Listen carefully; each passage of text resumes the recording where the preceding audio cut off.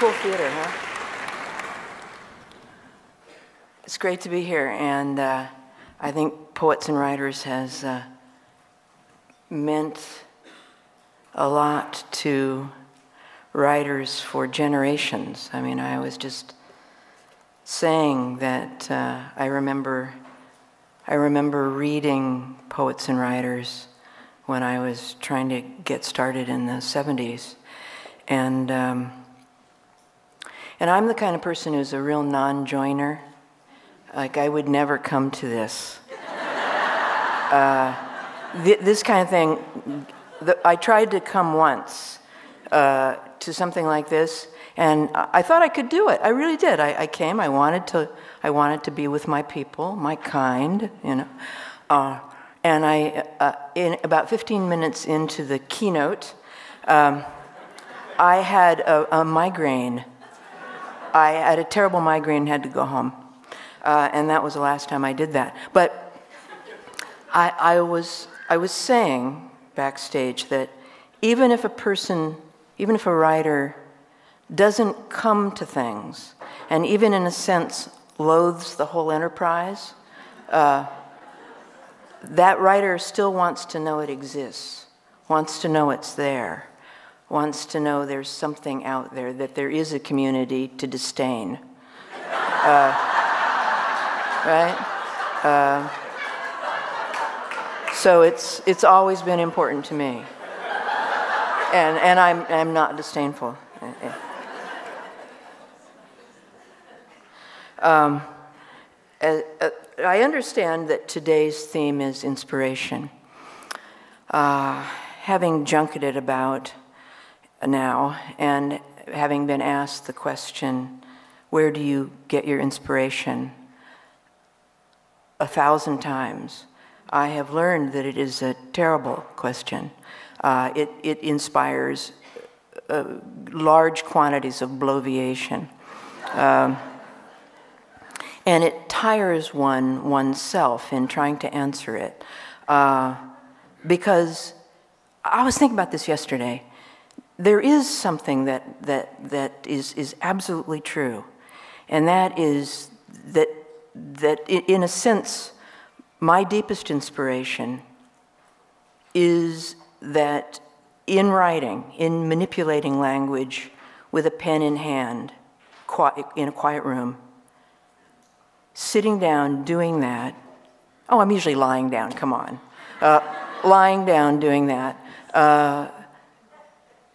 places me in a kind of contact with myself that I absolutely cannot achieve in any other way.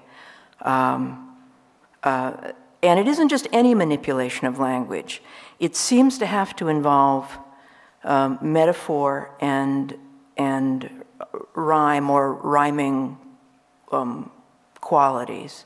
And that when I'm trying to move those things around, I sometimes am able to enter what seems to me some kind of larger mind than my own.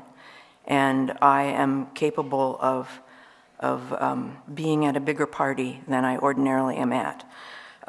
So that is my deepest inspiration, is that I want to go back there.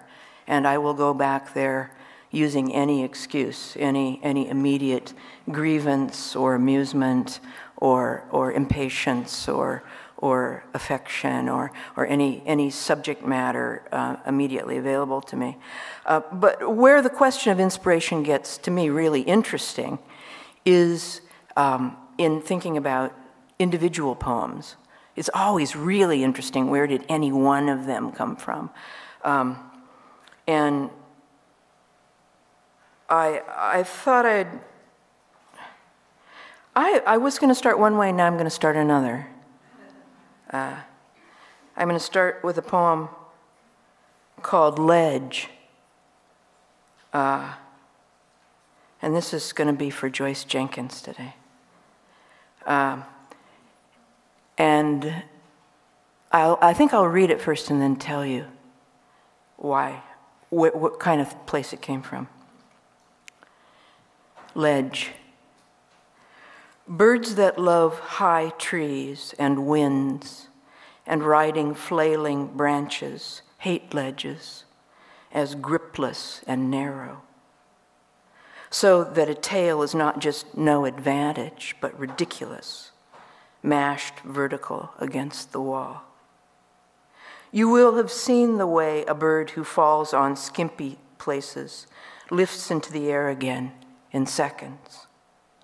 A gift denied the rest of us when our portion isn't generous. First of all, writing it gave me the opportunity to mess around with the metaphor of the bird and all the fun of the language.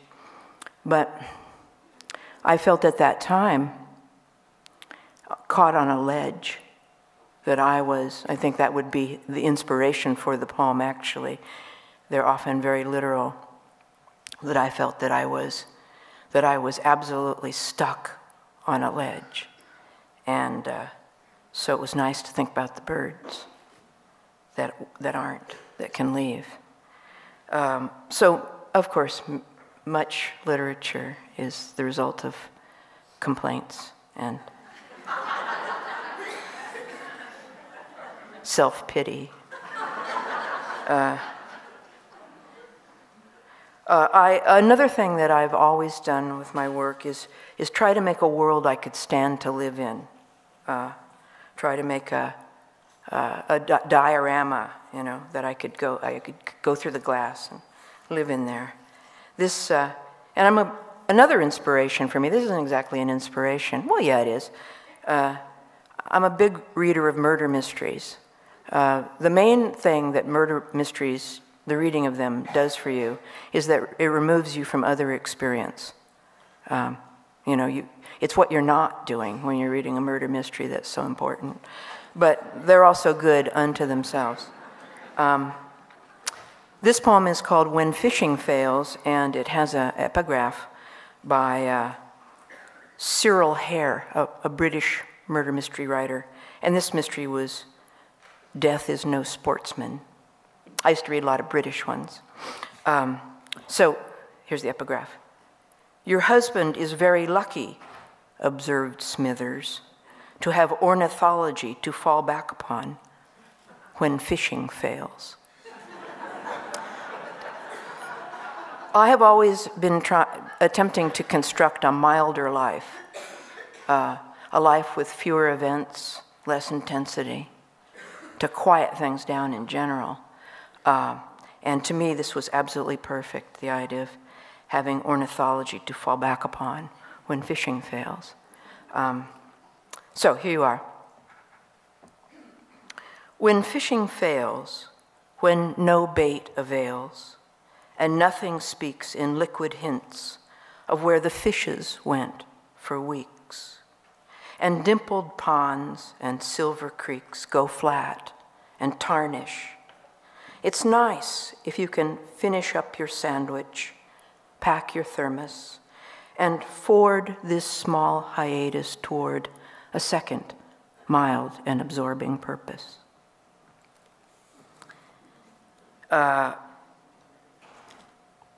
I'm going to end.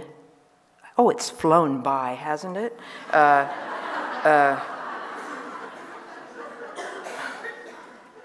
I'm used to dilating these days, I'm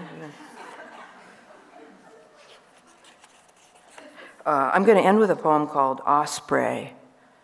I live in Marin County, very inconvenient today. We have a great number of osprey. Well, we have a number of osprey, but when I wrote this poem, I didn't know that we did. I thought they were all on television, on nature programs, and I thought that they essentially nested in Scotland, as you will see from this poem. But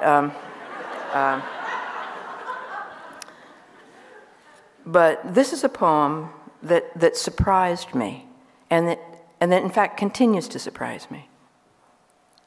I used to use it as a test, a sobriety test, because it has a line that you just can't say drunk. All right. The great taloned osprey nests in Scotland. So you see I'm wrong already, but you really couldn't say Marin because it just wouldn't sound good. Okay.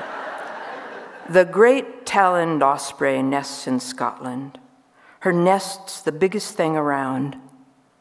A spiked basket with hungry, ugly osprey offspring in it. That's it. For months she sits on it. He fishes, riding 4-pound salmon home like rockets. They get all the way there before they die. So muscular and brilliant, swimming through the sky. I had no idea that poem was going to go that direction. It surprises me to this day, and I think it's surprising to hear. It seems like it's going to be funny or something or another, and then it's not. So, I hope you're all inspired today. Thank you.